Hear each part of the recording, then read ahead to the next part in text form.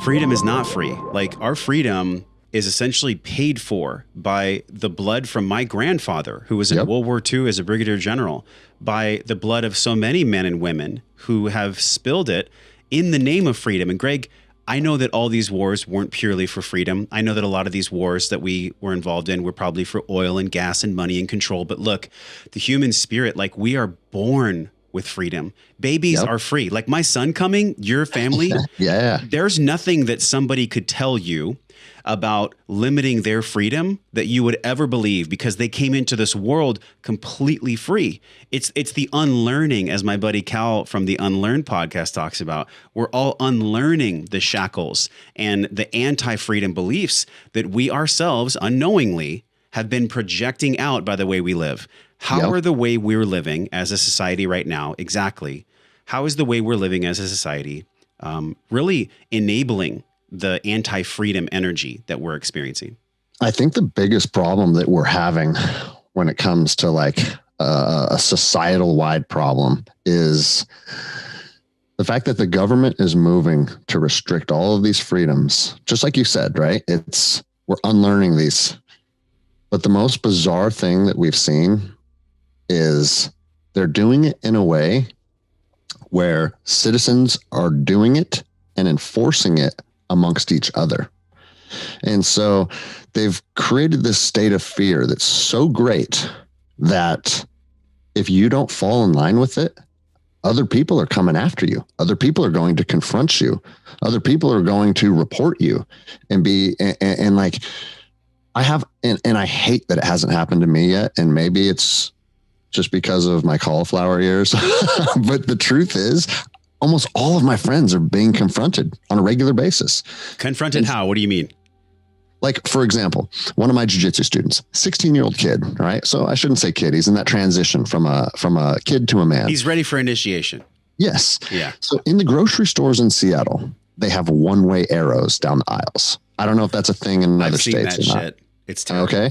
So he's walking down, not on one of the aisles, on the ends of them, right? He gets to the soup aisle and he walks 10 feet the wrong way and grabs a can of soup. 40 feet at the other end of the aisle, he said this morbidly obese man who was probably 45 years old started screaming at him. Hey, you're walking the wrong way. What are you doing? Don't you see the arrows on the ground? And it's like, listen, since the beginning of time, some morbidly obese guy he does not have the ability to be violent and confrontational with a 16-year-old kid that's training and fighting every single night. Like, it's not how this world works. But we've arrived at a place where the world is so backwards that now the incapable get to dictate what the capable do.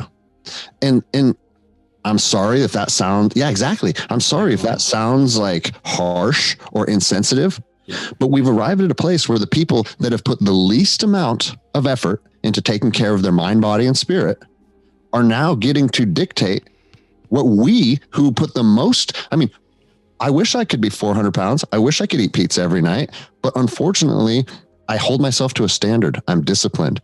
I train daily. I try and put good nutrients into my body. So the people that have actually taken the steps to be capable human beings are now being berated by the people that have neglected themselves. And it's just bizarre that we've arrived here. And it just continues. I mean, the Krispy Kreme thing, it almost makes me feel like I'm living in a bad comedy. Like, hey, if you get a vaccine, you can eat donuts every day for a year, even though the number one comorbidity is obesity. What are we talking about here? You know? And so I just see people being confronted all the time. Well, my best friend, I've had him on my podcast. He is a physician. He worked in New York during the height of the pandemic. He had 200 COVID patients. And every evening he would go for a run around Manhattan and he didn't have a mask on. And people are just going, and the dude's in a mask 18 hours a day, literally trying to save people's lives. And then you have people screaming at him. And it's just, I mean, it is what it is, but it's not, I have to look at the overall picture and the trajectory of our country over the last year. The path that we are on is not sustainable, period. Yeah. It's It is not sustainable. And so at some point, something has to give. God, there's so much I mean, we could do a whole podcast on the 2 minutes you just spoke about, but really like what the core of what you're hitting on, that really what I loved that you expressed was the people who are less capable and who are the ones who have not been investing in their health and their emotional health, their mental health. They are the ones that are the most triggered, the most angry. Yes. And we know from all the guests we've had on the show that center around emotional intelligence and how to be really emotionally resilient and strong. Whenever there is a trigger, there is an exploration point for self-discovery. So think about that. Anything in my life, Greg, that triggers me, that makes me super angry, that makes me project on other people, it's cause for me to look within. And I think in the beginning of this whole thing, and I'm curious how you feel about this, in the beginning of this whole thing, I felt so much anger and frustration at my fellow men and women who were literally just like silent. I mean, what really triggered me the most is I'm in the health and wellness space, as are you. You know, we're in the health and wellness, and I guess you could say development, personal development world. And there were so many people with millions of followers who could have affected radical change just by speaking up a little bit. And they were fucking silent. And it triggered me so much. I wrote so many of my friends who are podcasters and influencers specifically. I was like, you have an obligation and a responsibility to speak the truth. Yet they wouldn't. And you know what their traditional response was, Greg? Most of them said, if I do that, I'm going to lose revenue. I'm going to lose followers. I'm going to lose traction in my business. And my response was, so the fuck what? So what? So the fuck what? Because what are we standing for if we're standing for nothing? How do you feel about this? Well, it goes back to what I was saying about when I was a young soldier, accepting that my beliefs may end in my demise, right? Mm-hmm. And that's my physical demise, like my physical body. But it's the same thing that you could apply to that. Like my beliefs may end in a decrease in revenue. It may end in bunch of people unfollowing me, because all these people that are out virtue signaling are going to see someone that's like speaking the truth, and they're going to attack them, because that's what happens on social media. Mm-hmm. But guess what? You get to go home with your head held high, knowing that you're on the side of right. And I'm telling you right now, this is my Nostradamus moment, right? When all this is said and done, the people that stood on the side of right, they're going to be able to hold their heads high. And there's going to be a lot of people out there that are ashamed of themselves. Yeah. I mean, the Nuremberg trials, like, hey, I'm just following orders. That's not a viable response to the things that we're seeing.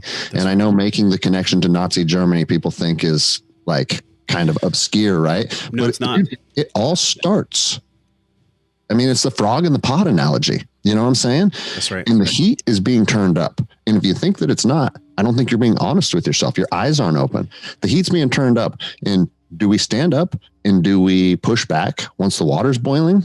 Like, it's going to be too late. That's why I think it's important and it's imperative that people start having these conversations, opening their businesses, pushing back, and doing the things that we're talking about right now. And then personal accountability. Take care of yourself. Take care of your family. Yeah. Start changing your habits. All these things are important. And the thing is like everybody, our society, through, again, going back to what I was saying, just good times have created us, is just put us in this constant state of weakness to where we know what the solution is to beat COVID. You know, I joke, I tell people at my gym, if you can do one dead hang pull-up, your body's too strong to die of COVID. Now, some doctor will probably say, oh, that's inaccurate, you're lying. But by and large, sure, you don't have to have elite level fitness to beat this thing. You just have to have a body that functions well and that is running on good nutrients. Why aren't we talking about that? Why isn't that on the mainstream media?